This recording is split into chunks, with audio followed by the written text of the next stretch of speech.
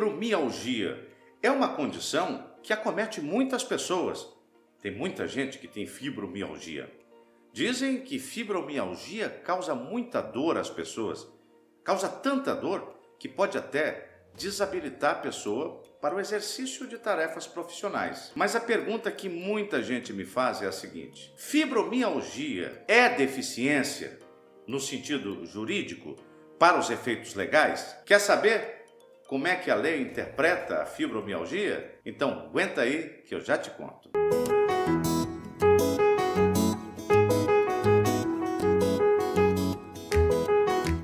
Então, gente, essa questão de saber se uma condição que uma pessoa tenha, ou um transtorno, ou uma doença, uma limitação, se é deficiência ou não, depende, na verdade, do atendimento de um conceito que está contido no Estatuto da Pessoa com Deficiência, um conceito que está previsto na LBI.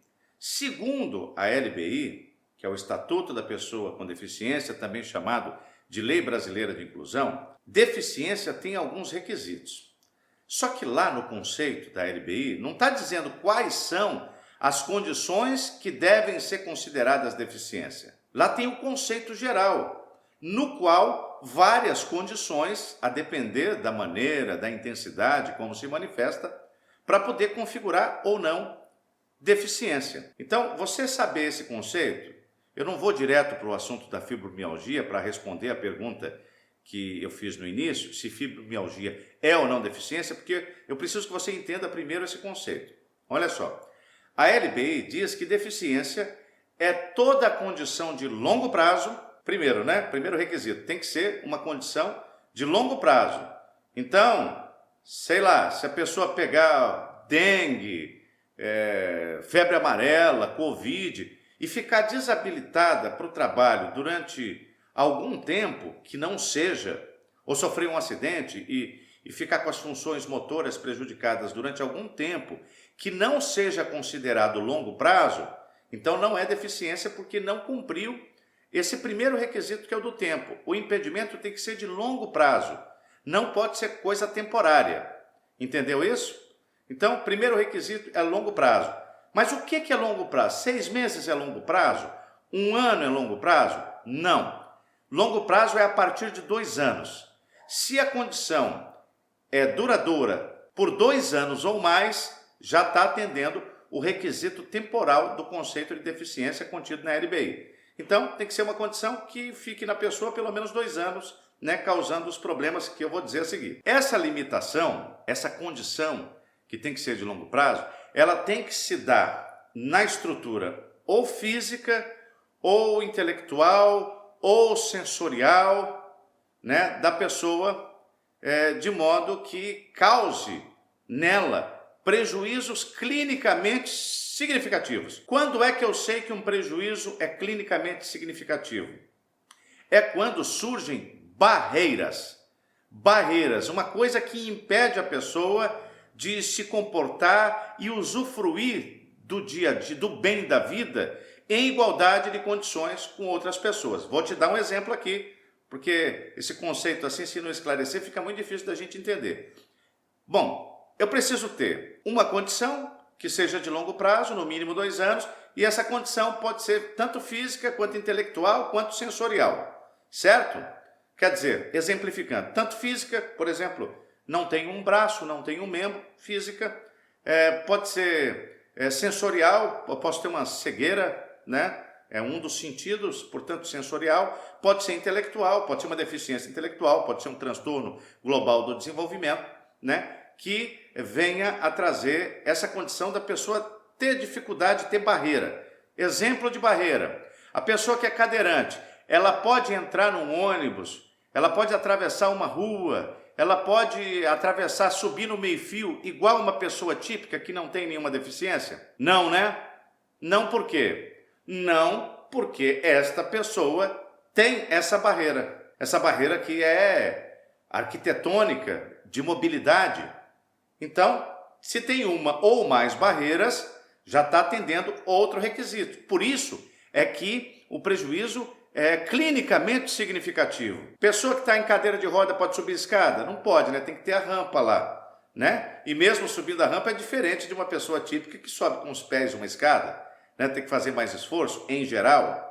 Então, tem que ter barreira que prejudique a pessoa para que seja considerada deficiência. Tem que ser física, sensorial, mental ou intelectual, a natureza da condição. A condição tem que ser de longo prazo e tem que aparecer barreiras que demonstrem que aquela deficiência, que aquela situação é clinicamente prejudicial à pessoa. E o prejuízo tem que ser relevante. Ok? Beleza. Então, isso quer dizer o que, afinal? Isso quer dizer que várias condições podem ser reconhecidas como deficiência desde que cumpram esses requisitos. Eu já gravei alguns vídeos aqui dizendo que, a princípio, TDAH, transtorno do déficit de atenção com hiperatividade, em princípio não é deficiência. Em princípio não é clinicamente prejudicial relevante. Em princípio é tratável, a pessoa pode se ajustar através de medicamentos. Então, existe uma diferença muito grande entre TDAH e autismo, por exemplo. Tanto é que quando a pessoa tem o diagnóstico de autismo, ela não precisa nem demonstrar os requisitos da LBI, que é de longo prazo, que é sensorial, intelectual, que é clinicamente relevante de tal maneira que a pessoa encontra várias barreiras na vida, porque isso, no próprio diagnóstico do autismo, já é presumido. No caso do autismo, tem um reconhecimento por categorial da deficiência. Então, toda pessoa que tem um laudo de autismo é deficiente e pronto. Não precisa demonstrar mais nada, é só o diagnóstico, já prova. Mas a fibromialgia, que é o tema que a gente propôs aqui hoje, é considerada uma deficiência? Depende do caso.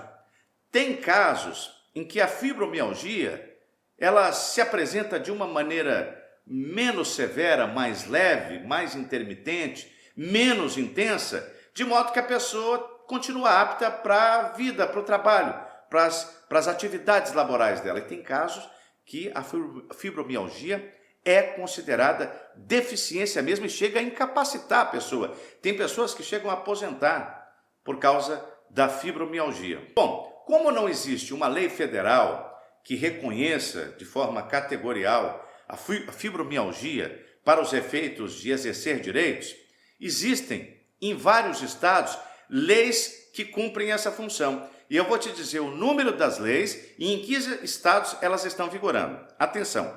Em Minas Gerais, é a Lei 24.508 de 2023, que reconhece a fibromialgia como deficiência para todos os fins de direito. Calma que no final eu vou dizer o que isso significa, em termos de exercício de direito, tá?